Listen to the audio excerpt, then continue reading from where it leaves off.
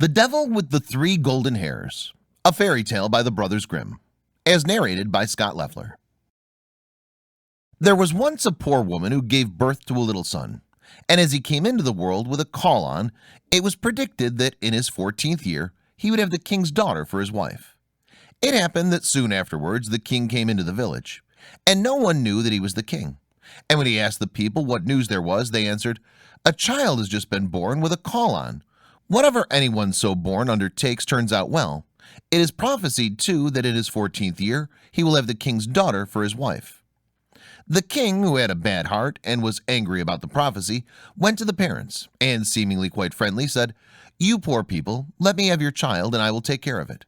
At first they refused, but when the stranger offered them a large amount of gold for it, and they thought it is a luck child and everything must turn out well for it, they at last consented and gave him the child.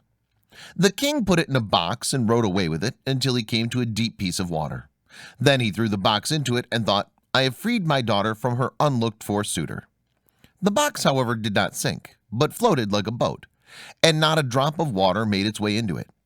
And it floated to within 2 miles of the king's chief city, where there was a mill, and it came to a standstill at the mill dam. A miller's boy, who by good luck was standing there, noticed it and pulled it out with a hook, thinking that he had found a great treasure. But when he opened it, there lay a pretty boy inside, quite fresh and lively. He took him to the miller and his wife, and as they had no children, they were glad, and said, "God has given him to us." They took great care of the foundling, and he grew up in all goodness. It happened that once in a storm the king went into the mill, and he asked the mill folk if the tall youth was their son. "No," answered they, "he's a foundling. 14 years ago he floated down to the mill dam in a box, and the mill boy pulled him out of the water." Then the king knew that it was none other than the luck child which he had thrown into the water, and he said, "My good people, could not the youth take a letter to the queen? I will give him 2 gold pieces as a reward." "Just as the king commands," answered they, and they told the boy to hold himself in readiness. Then the king wrote a letter to the queen, wherein he said, "As soon as the boy arrives with this letter, let him be killed and buried, and all must be done before I come home." The boy set out with this letter, but he lost his way, and in the evening came to a large forest. In the darkness he saw a small light. He went towards it and reached a cottage. When he went in, an old woman was sitting by the fire, quite alone. She started when she saw the boy, and said, "Whence do you come, and whither are you going?" "I come from the mill," he answered, "and wish to go to the queen, to whom I am taking a letter. But as I have lost my way in the forest, I should like to stay here overnight." "You poor boy," said the woman, "you have come into a den of thieves, and when they come home they will kill you."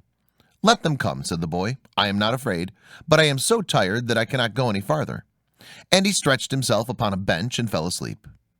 Soon afterwards the robbers came, and angrily asked what strange boy was lying there.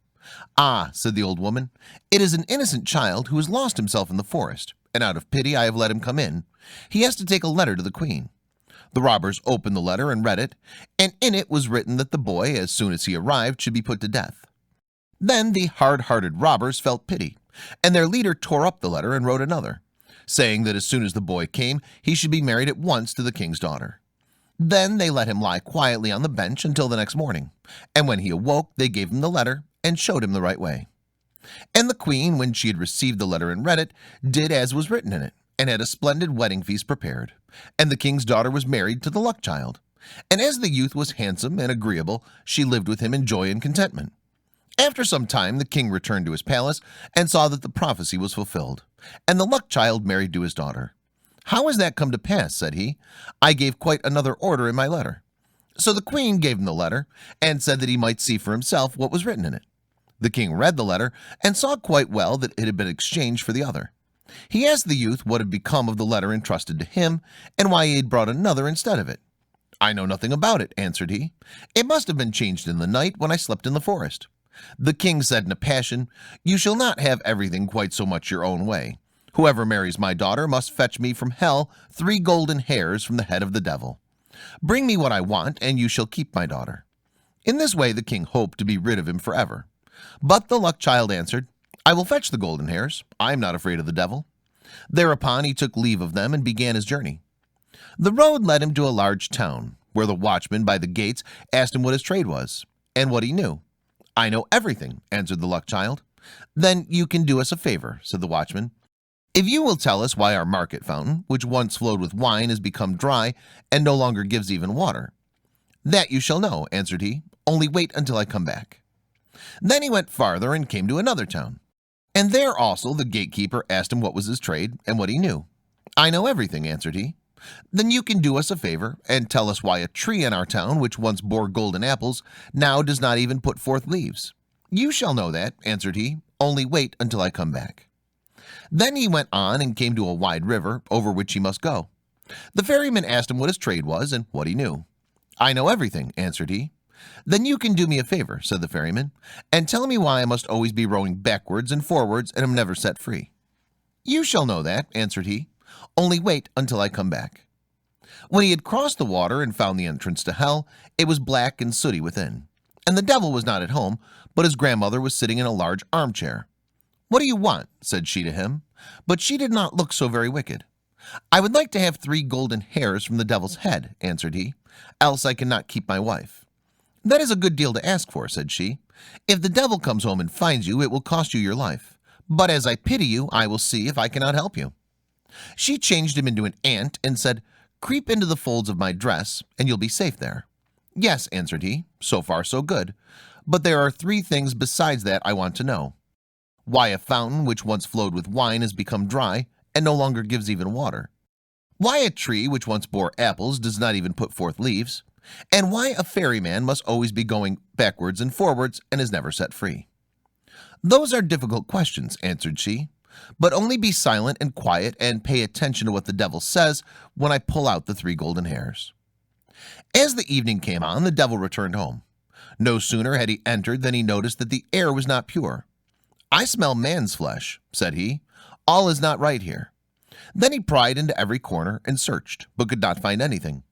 His grandmother scolded him. It has just been swept, said she, and everything put in order, and now you're upsetting it again. You have always got man's flesh on your nose. Sit down and eat your supper. When he had eaten and drunk, he was tired and laid his head in his grandmother's lap, and before long he was fast asleep, snoring and breathing heavily. Then the old woman took hold of a golden hair, pulled it out and laid it down near her. Oh, cried the devil, what are you doing? I have had a bad dream, answered the grandmother, so I seized hold of your hair. What did you dream then? Said the devil. I dreamt that a fountain in a marketplace from which wine once flowed was dried up, and not even water would flow out of it. What is the cause of it? Oh, ho, if they did but know it, answered the devil. There's a toad sitting under a stone in the well. If they killed it, the wine would flow again. He went to sleep again and snored until the windows shook. Then she pulled the second hair out. Ha! What are you doing? Cried the devil angrily. Do not take it ill, she said. I did it in a dream. What have you dreamt this time? Asked he. I dreamt that in a certain kingdom there stood an apple tree which once bore golden apples, but now would not even bear leaves. What think you was the reason? Oh, if they did but know, answered the devil. A mouse is gnawing at the root. If they killed this, they would have golden apples again. But if it gnaws much longer, the tree will wither altogether. But leave me alone with your dreams. If you disturb me in my sleep again, you will get a box on the ear. The grandmother spoke gently to him until he fell asleep and snored. Then she took hold of the 3rd golden hair and pulled it. The devil jumped up, roared out, and would have treated her ill, but she quieted him once more and said, Who can help bad dreams? What was the dream then? Asked he, and was curious. I dreamt of a ferryman who complained that he must always ferry from one side to the other and was never released. What is the cause of it? Ah, the fool, answered the devil. When anyone comes and wants to go across, he must put the oar in his hand, and the other man will have to ferry, and he will be free. As the grandmother had plucked out the 3 golden hairs and the 3 questions were answered, she let the old serpent alone, and he slept until daybreak. When the devil had gone out again, the old woman took the ant out of the folds of her dress and gave the luck child his human shape again. There are the 3 golden hairs for you, said she. What the devil said to your 3 questions, I suppose you heard? Yes, answered he. I heard and will take care to remember. You have what you want, said she, and now you can go your way. He thanked the old woman for helping him in his need and left hell well content that everything had turned out so fortunately. When he came to the ferryman, he was expected to give the promised answer. Ferry me across first, said the luck child, and then I will tell you how you can be set free. And when he reached the opposite shore, he gave him the devil's advice. Next time anyone comes who wants to be ferried, just put the oar in his hand. He went on and came to the town wherein stood the unfruitful tree, and there too the watchman wanted an answer. So he told him what he had heard from the devil. Kill the mouse which is gnawing at its root, and it will again bear golden apples. Then the watchman thanked him and gave him as a reward 2 asses laden with gold, which followed him. At last he came to the town whose well was dry. He told the watchman what the devil had said. A toad is in the well beneath a stone. You must find it and kill it, and the well will again give wine in plenty.